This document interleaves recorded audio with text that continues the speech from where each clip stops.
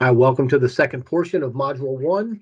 This is going to be broken up into two sections between the physical properties and the chemical properties. And so if you remember from Module 1.1, we left off talking about there are those 5 soil forming factors, and then there are the soil forming processes, those 4 processes that give us the physical and the chemical makeup of our soils.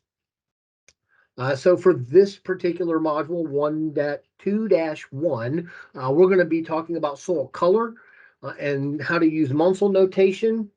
Also, we'll talk about soil textural classes and the soil textural triangle.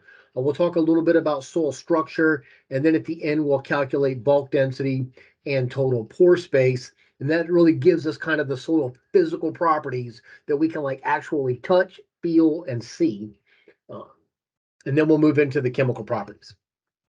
So remember, I left off talking about that ideal soil. This is going to be our soil solids.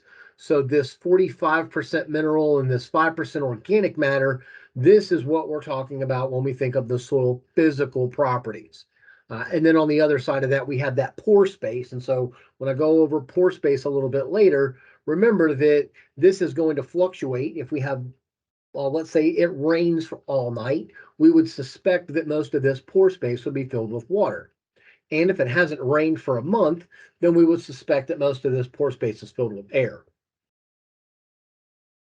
So when it comes to soil color, we have 3 different types, or at least classifications, that we identify this soil as, and that is known as the hue and the value and the chroma. And so each of these together will give us a Munsell notation. So we have the hue, which is going to be that wavelength of light, kind of is it red, is it green, is it yellow, is it yellowish red?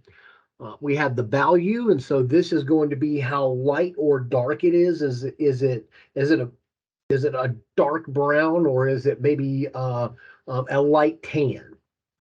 And then finally, the chroma is going to be that purity of the color. And so we'll look at this in the next slide when we talk about when we actually do this Munsell notation. And so the way that we write that is going to be 10YR. And so what that means is this is going to have a hue of 10YR and a value of 5 and a chroma of 6. All right. So in this particular Munsell notation, what would be the color, or what would be the Munsell notation of the square that is indicated, or what we call these chips? This is the chip. So how would we write this Munsell notation for this particular chip?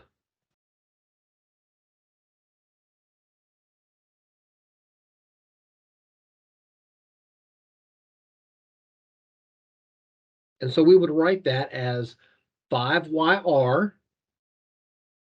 So our hue is a 5YR.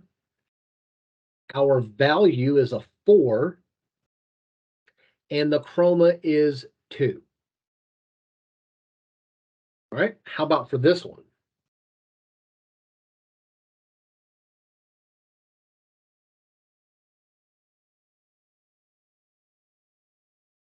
We have a 7.5 YR, 7, 6.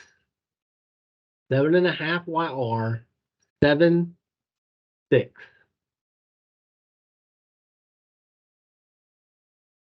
All right. So the things that are going to influence this, and you'll see this in lab 2, is going to be maybe the organic matter, the water content, or if this has been reduced or oxidized. And so in our brains, I want you to think about that if you had soil in a bucket and it was wet and had water in it and you left it over the whole summer, what do you think would be the color of that soil? Would you expect it to be dark and nasty and bleh, or would you expect it to be a very kind of light soil, fluffy, and somewhat attractive?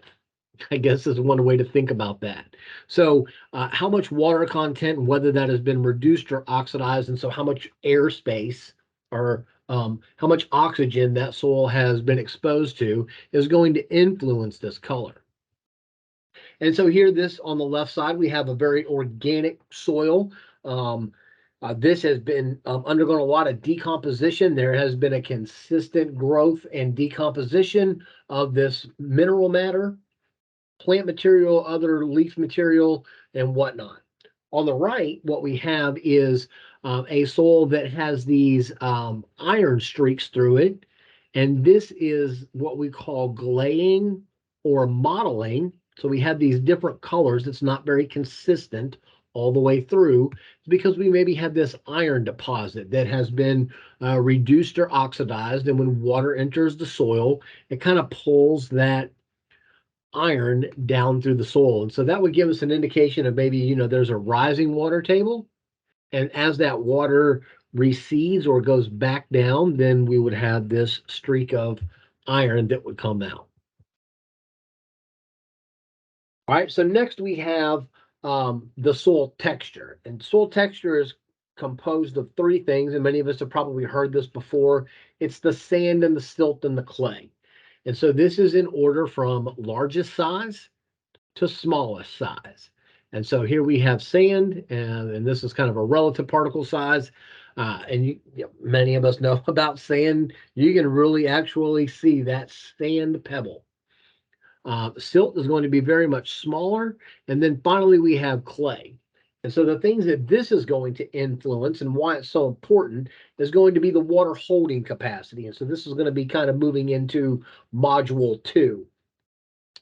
It influences the cation exchange capacity. And this is going to be, we'll talk about this in module 1.2.2. Our organic matter, and then also how we use this. And so if we were to have a very clayey soil that had a high water holding capacity, we wouldn't necessarily want to grow a crop that doesn't like what we call wet feet. So there needs to be appropriate drainage in order for this particular crop to grow. Now, however, if we had a clayey soil with a high water holding capacity, which means it also probably doesn't have very much leaching potential, then something like rice, where we flood that, would be an appropriate crop to grow. So knowing what your soil texture is kind of gives you an idea on whether you are going to be successful at growing various crops in your land management. All right, so also additionally, I'm going to go back here a little bit. I also want you to think about the surface area. And this is something we want to kind of think about differently. And so when I think about surface area, I'm thinking about a Rubik's Cube. I want you to think about that there are 9 spots on each side of that Rubik's Cube. And so if there are 6 sides to that Rubik's Cube, then that means that there are like 54. Let's say this is our Rubik's Cube. There are 54 spots for attraction. The surface area is much smaller. There's not a whole lot of area for something to attach to. Now, when we talk about clays, they have a large surface area because there are billions of these clay particles. And so the smaller the clay, the smaller the soil particle, the greater the surface area. And with that greater surface area, we get greater water and nutrient retention. We would also expect there to be a greater rate of weathering because the smaller the particle, the easier it is to weather. Our soil charge is going to be influenced by this, and also our microbial activity. So these are a few of the things that this is kind of why soil texture is important when we're looking at kind of land management and growing crops. So as we mentioned before, we have our 3 classes. We have our 3 soil texture, sand, silt, and clay. And we also have 3 classes of soils. And so we might have a sandy soil or a loamy soil or a clayey soil. And that is going to be determined by that sand, silt, and clay content. So a couple of the ways that we can measure this sand, silt, and clay content to get our soil texture. What we'll do in lab is we'll do a texture by feel. And that's where we're kind of doing the ribbon method. I don't know if any of y'all have been exposed to soil judging, but we can kind of pick a handful of soil and we can at least get some idea about some of the characteristics of that particular land without having to do anything. And then there is this Boyakos method. And it's also known as the hydrometer method. So if you were to take a soil sample and send it off to a lab and you wanted to know the actual soil textural class, you would ask them to do that. And this is the hydrometer method that they would do. And so this hydrometer method is based on Stokes' law, which is really talking about like the settling of that particle is based on the diameter of the particle. And so the greater the particle diameter, the more dense that particle is. And so if you were to shake a jar of clay, a jar of soil, which one do you think would settle out first? The sand, the silt, or the clay? Right. The sand would settle out first and then followed by the clay. And so it would take a little bit of time in order for that silt to, all of that silt to settle out because the diameter is a little bit different. And so then what we'd be left with is this kind of clayey suspension or colloidal suspension. And it would take a very long time for that clay to settle out because they're so small and they're not dense. So they really stay suspended in that liquid. But once we get that sand, silt, and clay, and we know what the percentages are, then we would go to our soil textural triangle and we would kind of plot those. I think of this as a plotting. So if we were to have a soil that is 45% sand, 35% silt, and 20% clay, then what would the soil textural class be? And so the way that we do this is we have 45% sand. And what we do is we want to draw this line from 45% out to the other side. And so these two lines together should equal 100. So, sometimes the line might get drawn if the chart's not very well. The line might get drawn here and could be shifted over a little bit. But if you start at 45, on the other side, you should end up with 55. So we have 45% sand, we have 35% clay. So we went from 35% on the silt. I'm sorry, did I say clay earlier? We have 35% silt. So from 35 on the other side, on the sand side, we would draw that line out to 65. And so really we only need two components of this, two values of this sand, silt, and clay component in order to determine what our soil texture is. So our soil texture is alone, but we'll go ahead and add that 20% clay in there. And where those three lines intersect is what our soil texture is.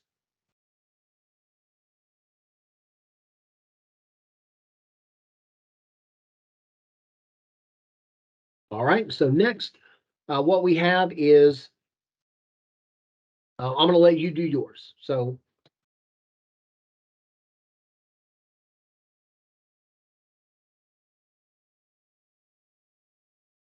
all right, now you try it. We have a soil with a 60% sand, 15% silt, 25% clay. What is the soil textural class?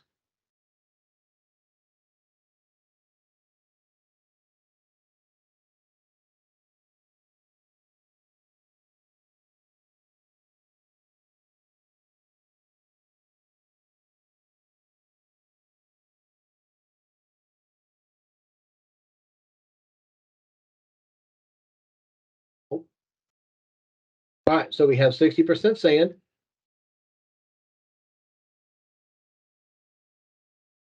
15% silt.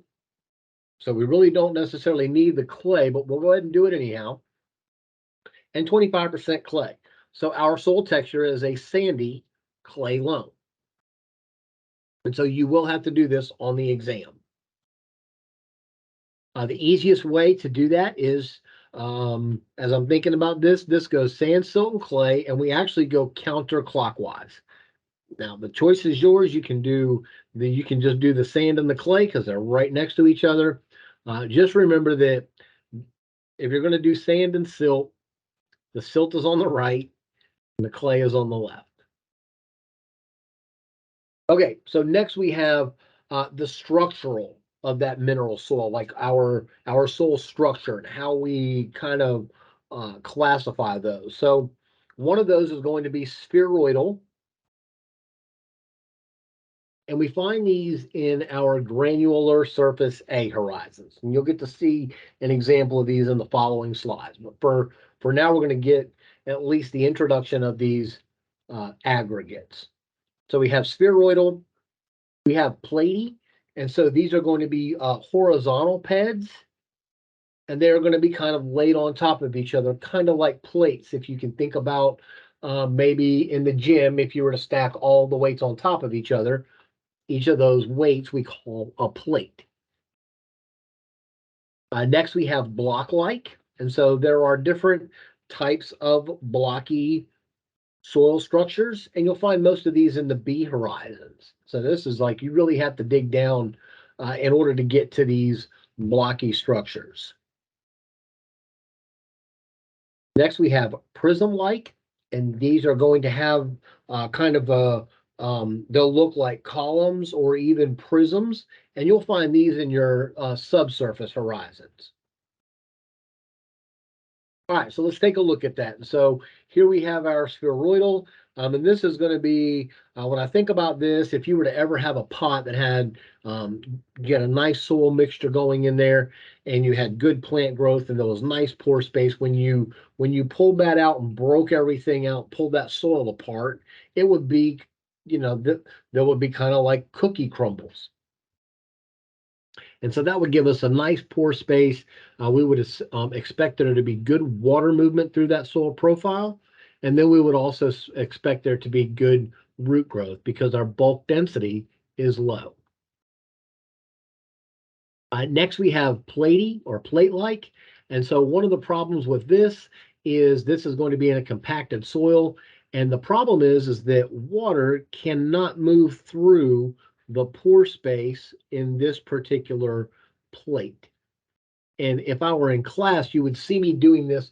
I would be folding my arms over each other. And you can see that we have these plates that are set on top of each other. So what needs to happen is, in order for that water to move, we call this the tortuosity. That water could either move down through this crack, but it would try and find the path of least resistance. So it would have to move all the way over to here to find this particular crevice, and then it would creep along that. Then it would have to move down and it would move out.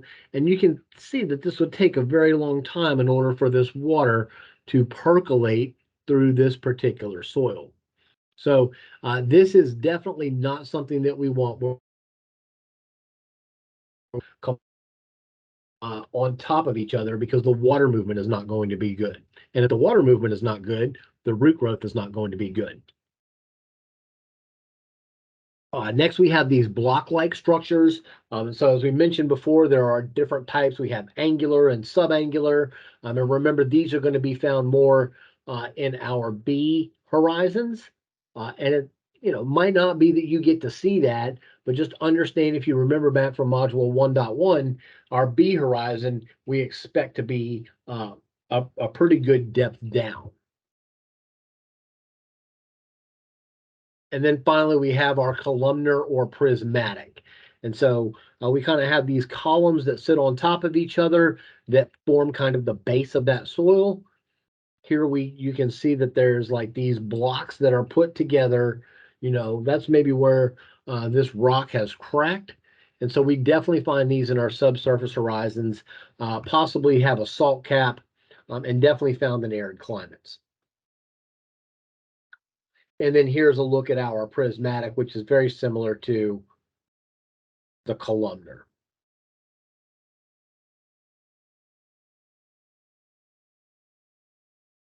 All right, so let's move into bulk density. And so bulk density, we also go over this in lab 1. But here it might be better for you to understand a little bit about this in practice. So the first thing that we need to know is that we have our particle density. And this particle density, if you can think about it, is going to be if that rock were solid, or if that soil were completely void of pore space. So that value is going to be 2.65 grams per cubic centimeter. And so this is a constant. This is the value that we will use when we calculate total pore space. For bulk density, we're going to calculate, you can see that as density bulk. This is density particle. So bulk density is going to be the density divided by the mass. And this is actually oven dried, divided by the volume of the ring or the core that we took. I'll explain this in just a moment. So the factors that are going to affect our bulk density, this is going to be the right side of that pie chart where we have the mineral and the organic space.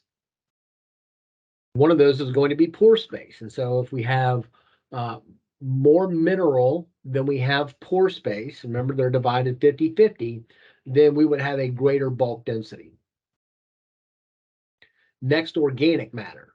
So the greater the organic matter, the greater the pore space, because that organic matter is going to kind of give it some structure that holds those particles, that kind of separates those particles apart. Next, the texture. And so if we have more sands than we have silts, that is going to influence how that soil becomes compacted. And then also kind of the weight of the sand. Sand is going to weigh more than silt will. And then finally, the depth and the profile. And so, the deeper that soil, the deeper in the profile, you have to think about the weight of the soil on top of it is going to compact that down. So would you expect the bulk density to be greater in the A horizon or the B horizon? In the B horizon, because everything is kind of compacted on top of that. And so as that soil becomes more, as that soil piles on top and as it starts to form, it puts pressure and a downward compaction on that B horizon. And so why this might be important to understand is, let's say that you have an A horizon and a B horizon, and then you start to lose some of your A horizon through erosion. Well, now you're left with a very dense soil, and you're not going to be able to grow any crops in it. So what you have to do is you now have to till that in order to break that B horizon up in order to get some movement through that profile. So bulk density is a very important component to plant growth and also water movement. So here again is this pie chart that we talked about. Here's our mineral and organic space. And so if we have more mineral space, then we would have less pore space. And so let's say, for instance, that this mineral and organic matter has now taken over this much of that space. Well, then we would only have about, 40%, 30% pore space now, and that gets divided up by water and air. And so as we start to compact that soil, we're trying to put, 10 pounds of soil in a 5-pound bag, and it just doesn't work. It's just not going to be a good soil. So the way that we calculate the bulk density, did we go back and calculate bulk density? Bulk density is calculated by the mass divided by the volume. And so when we find the bulk density, we're going to input that into our pore space calculation. So the way that we calculate pore space after you found the bulk density is going to be first to solve this portion of the equation. So we're going to solve the bulk density divided by the particle density. And so that will be 1.28 grams per cubic centimeter, always divided by 2.65 grams per cubic centimeter. This is our constant for dP. And so if you think about this as a whole rock, that we have 1.28 grams per cubic centimeter of mineral space. Everything else is pore space. Next, we're going to take 1 minus this value. So 1 minus 0.483 is equal to 0.517. So we've calculated this part, and then in order to make that a percentage, we're just going to multiply times 100. And so now we see that we have 51.7% total pore space. And so when we're doing these calculations, we want to have at least 3 decimal places, hopefully 4. It just so happened that the way this came out was 0.483. Now, if you have, 51.3 or 52.1, like, I'm going to be able to understand that's likely to be a rounding error. I can tell whether or not you got close and just your calculation is just slightly off from mine. It's possible. So to look at that all together as one whole equation, 1 minus this ratio or this percentage times 100 gives us 51.7% pore space. And so this is pretty ideal to what we would consider here, right? So we have about 50% mineral and 50% pore space.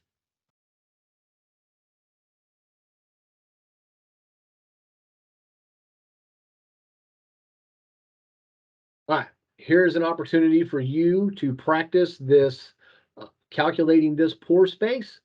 At this point, I will go ahead and pause the video and then finish, perform 1 or 2 of these calculations and then come back.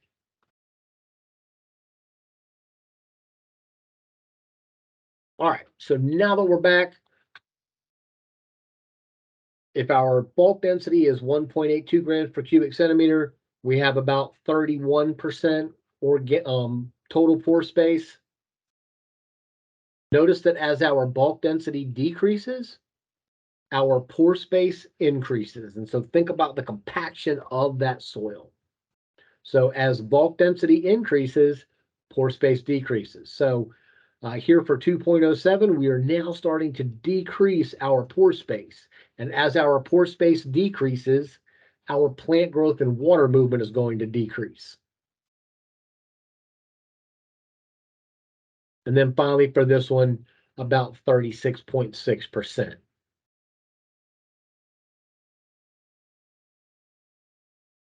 All right, so the way that these aggregates are formed, these spheroidal or mostly the spheroidal, kind of the aggregates that we deal with that we can actually like touch and feel, we have these roots and these hyphae, and they actually kind of hold that together, kind of like rebarb and concrete.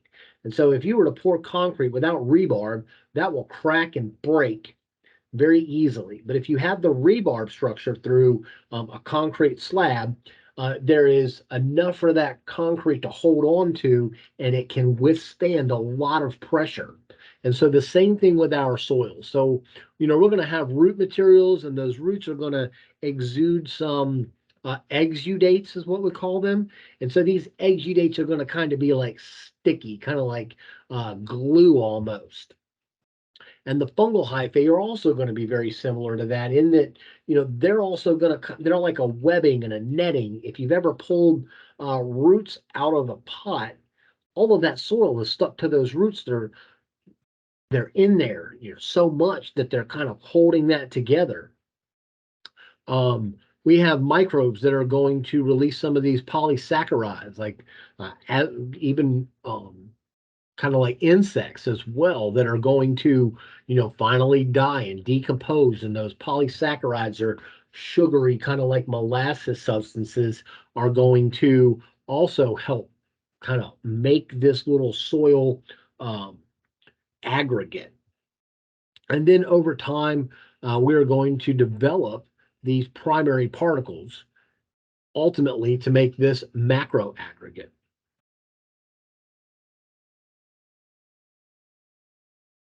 So once we have these aggregates together, we want to maintain this aggregate stability. And so when we're talking about tillage and management of our soils, we talk about this soil tilth. That is kind of the overall physical condition of the soil in relation to the plant growth. And so is this soil capable of having the appropriate bulk density to at least allow water movement and root growth through that soil. So a very compacted soil is not going to have very good soil tilth. And these are really going to be a function of what type of tillage that we do. Because if we till our soil constantly, you have to think about tilling a soil and kind of breaking up every new year. You have to come back and kind of restart over all of that aggregation, or like making that soil structure, like building a house and then, instantly coming back every year and then breaking it down and having to rebuild that up. So when we're talking about tillage, we want to minimize that tillage so that we can maintain that aggregate stability and that structure of our soils. This is going to be important for Module 3, where we start talking about erosion and how we want to minimize that tillage, because we want to keep our soils together. So when we add plants with minimal tillage, we improve the soil tilth. As I mentioned, some of the guidelines for that, we want to minimize that tillage as much as we can.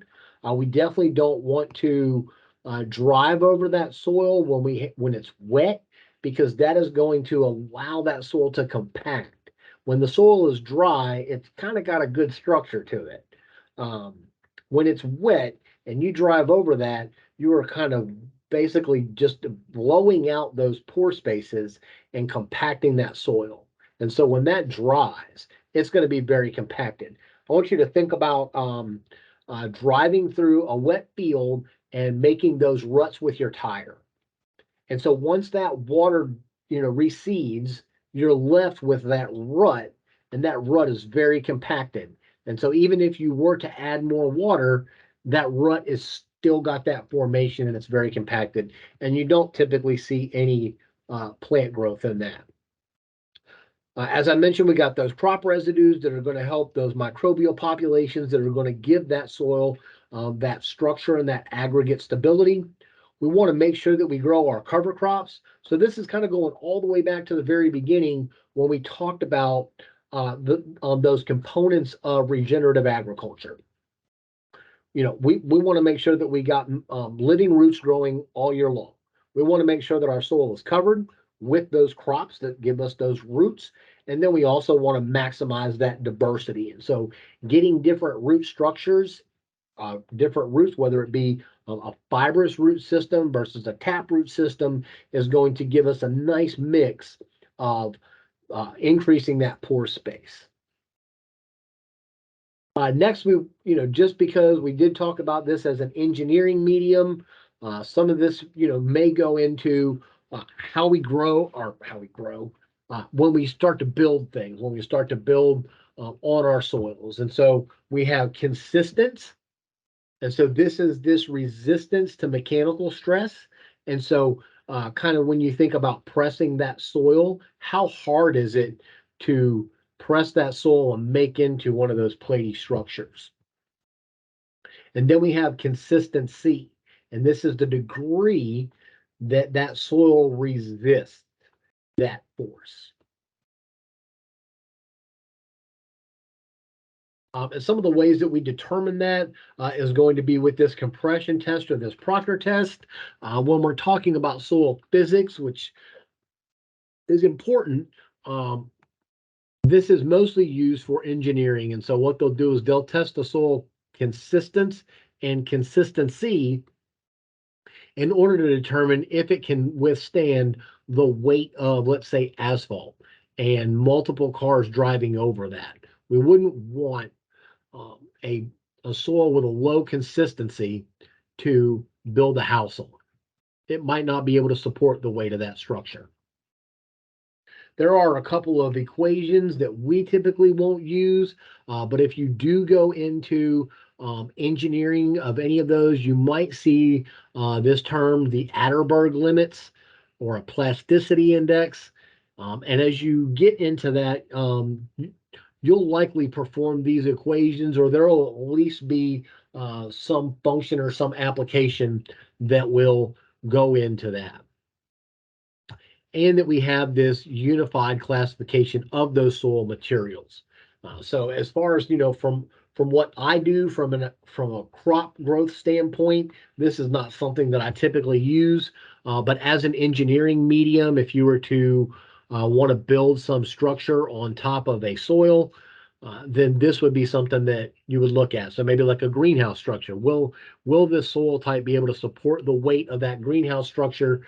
Um, Maybe it is a building, a hay shed, or you want to build like an actual like barn on top of it. What are the Will the soil be able to hold up against that, or will it crack? And we'll look at this in module 1.3 when we talk about bird assaults.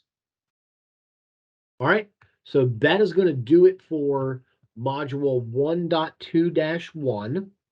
Next, we will move into the chemical properties of soils.